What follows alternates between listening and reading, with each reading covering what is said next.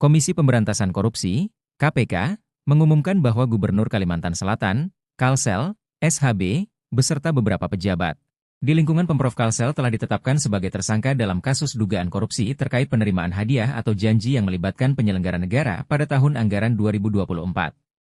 Pengumuman ini disampaikan oleh Wakil Ketua KPK, Nurul Gufron, dalam konferensi pers yang diadakan di Gedung Merah Putih KPK, Jakarta, pada Selasa, 8 Oktober 2024. Kasus ini merupakan hasil dari operasi tangkap tangan, OTT, yang dilakukan KPK di Kalimantan Selatan pada Minggu, 6 Oktober 2024. Menurut hasil penyelidikan, pada tahun anggaran 2024 terdapat pengadaan barang dan jasa untuk beberapa proyek di Dinas Pekerjaan Umum dan Penataan Ruang, PUPR, Kalimantan Selatan yang menggunakan dana APBD Pemprov Kalsel.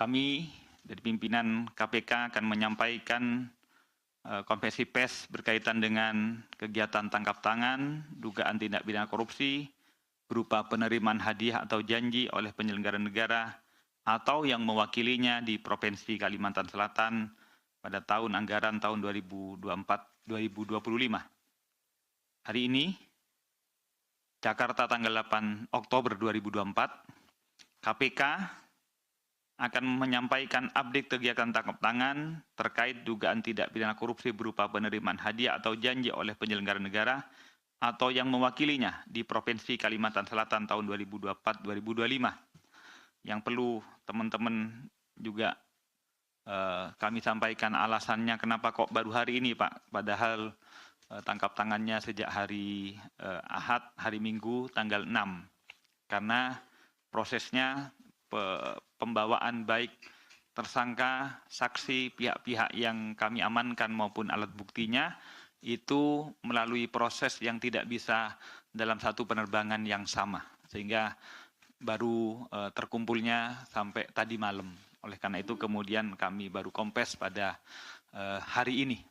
Tetapi pimpinan KPK bersama jajaran penindakan telah melakukan ekspos pada hari Ahad sekitar jam 10 malam. Ya. Maka jadi dibawa ke sini sudah dalam proses selesai diekspos di pimpinan KPK. Kami lanjutkan. Jadi kegiatan ini bermula dari informasi yang diperoleh oleh tim penyelidik KPK bahwa pada tahun anggaran 2024 terdapat proses pengadaan barang dan jasa untuk beberapa paket pekerjaan di Dinas Pekerjaan Umum dan Penataan Ruang atau PUPR yang berasal dari dana APBD Provinsi Kalimantan Selatan tahun anggaran 2024.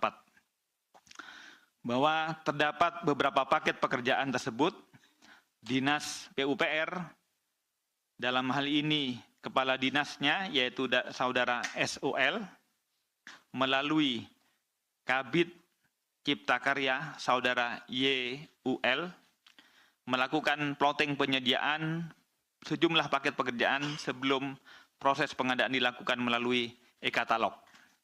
Dari hasil penyelidikan diketahui salah satu penyedia yang diplotting sebagai pelaksana ataupun pemenangnya untuk melaksanakan proyek tersebut adalah saudara YUD bersama AND, yaitu untuk beberapa pekerjaan. Pertama, A. Pembangunan lapangan sepak bola di kawasan olahraga terintegrasi Provinsi Kalimantan Selatan dengan penyedia PBJ-nya yaitu terpilih PT WKM dengan nilai pekerjaan sebesar 23.248.949.136 rupiah. Kedua, pembangunan kantor atau gedung Samsat Terpadu dengan penyedia terpilih yaitu PT HIU dengan nilai pekerjaan sebesar 22.268.20.250 rupiah. C.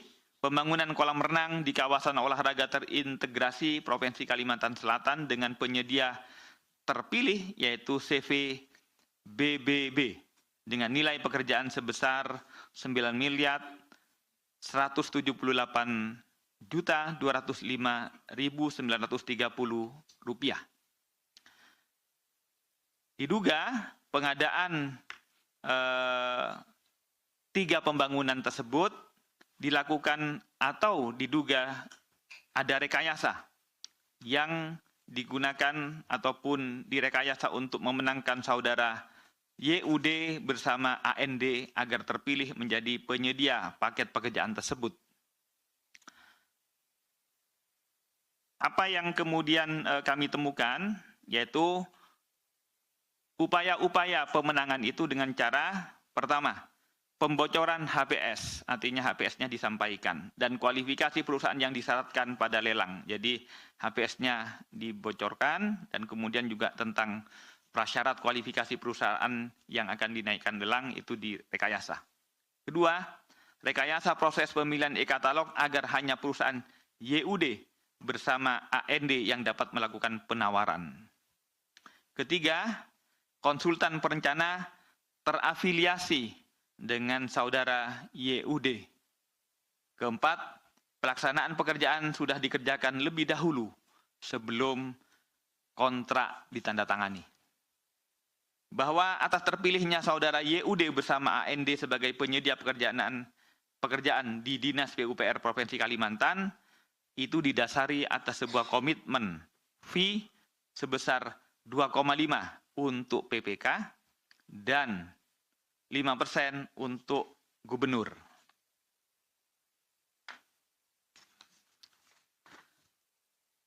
Ketujuh, pada tanggal 3 Oktober didapatkan informasi bahwa saudara YUD telah menyerahkan uang sebesar 1 miliar yang diletakkan di dalam kardus berwarna coklat kepada saudara YUL atas perintah SOL bertempat di salah satu tempat makan ataupun restoran, bahwa uang tersebut merupakan fee sebesar 5%, yang artinya kalau 5% untuk saudara gubernur.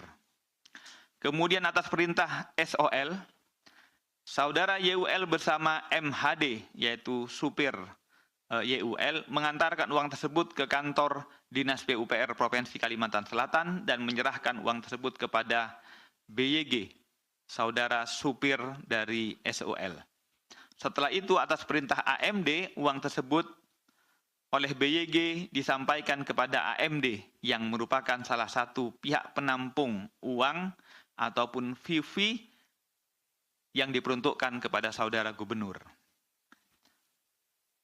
9. Bahwa pada tanggal 4 Oktober, tim penyelidik KPK mulai mengamankan para pihak terkait mulai sejak jam 6.30 sampai dengan jam 21.00 waktu Indonesia Tengah di Polres Banjarbaru, Kalimantan Selatan dan Gedung Merah Putih KPK. Dengan pihak-pihak yang kami amankan terdiri dari pertama, saudara YUL, Kabid Cipta Karya, yang posisinya sekaligus sebagai PPK. 2, saudara YUD, swasta.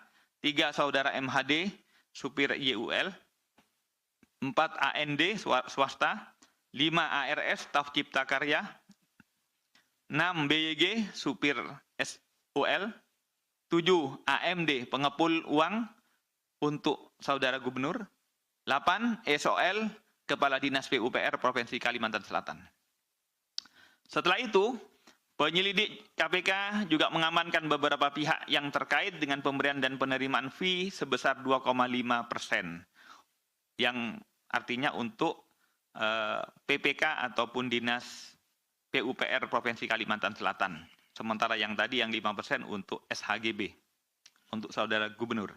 Di antaranya adalah pertama, 1, saudara FEB, dalam hal ini PLT Kabak Rumah Tangga Provinsi Kalimantan Selatan, yang sekaligus juga pengepul ataupun penampungnya. 2, Dwi, istri dari FEB. 3, IRH, Kepala Basnas Provinsi Kalimantan Selatan. 4, FRI, swasta dan beberapa pihak-pihak lainnya, bahwa total pihak yang diamankan sejumlah 17 orang. Bahwa penyelidik KPK juga mengamankan, selain pihak-pihak tadi, penyidik KPK juga mengamankan sejumlah barang bukti diantaranya dari saudara AMD, yaitu A. 1 buah kardus coklat berisi uang 1 miliar. B. 1 buah tas duffel warna hitam berisi uang 1,2 miliar. C. 1 buah tas ransel warna hitam berisikan uang 1 miliar. D. 1 buah kardus kuning dengan foto wajah paman berisikan uang 800 juta. E. 1 buah kardus bertuliskan Atlas berisi uang 1,2 miliar. F. 1 buah kardus air mineral berisi uang 710 juta. Dari saudara YUL diamankan A. 1 buah koper warna merah berisikan uang sejumlah 1 miliar. B. 1 buah koper warna pink berisikan uang sejumlah 1,3 miliar. C. 1 buah koper warna hijau bertuliskan YUL 3 yang berisikan uang sejumlah 1 miliar. D. 1 buah koper warna hijau bertuliskan YUL 4 yang berisikan uang sebesar 350 juta. E. 4 bundle dokumen yang diduga terkait dengan perkara. F. 2 lembar posit berwarna kuning bertuliskan logistik paman.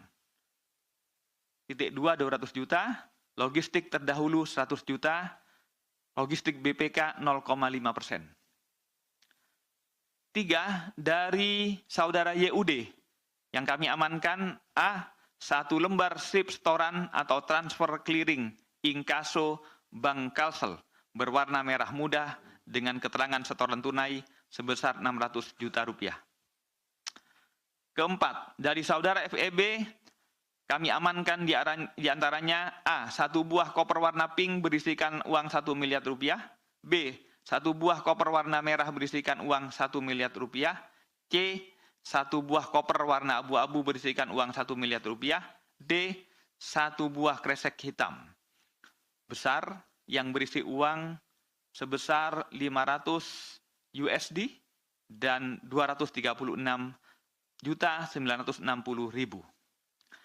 Diduga bahwa 1 buah kardus coklat berisikan uang 1 miliar merupakan fee 5% untuk saudara SHB dari saudara YUD bersama AND terkait pekerjaan yang mereka peroleh untuk tahun anggaran 2024 di Provinsi Kalimantan Selatan, yaitu pembangunan lapangan sepak bola, kawasan olahraga terpadu, pembangunan kolam renang, kawasan olahraga terpadu, dan pembangunan gedung Samsat. Bahwa terdapat sejumlah uang lainnya yang ditemukan oleh penyelidik dalam KPK pada saudara YUL, pada saudara FEB, dan saudara AMD dengan total sekitar 12.113.160.000 dan 500 dolar. Merupakan bagian fee 5% untuk saudara gubernur terkait pekerjaan lainnya di Dinas PUPR Provinsi Kalimantan Selatan.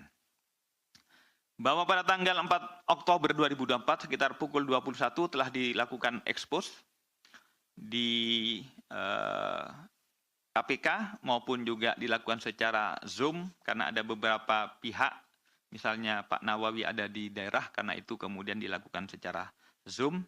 Dan karenanya kemudian disepakati atas peristiwa tersebut telah ditemukan bukti permulaan yang cukup terkait dugaan tindak pidana korupsi berupa penerimaan hadiah atau janji oleh penyelenggara negara atau yang mewakilinya di Provinsi Kalimantan Selatan tahun 2024-2025 dan sepakat bahwa perkara ini untuk dinaikkan ke tahap penyidikan terhadap pertama saudara SHB, 2 saudara SOL, 3 saudara YUL, 4 saudara AMD, 5 saudara FEB.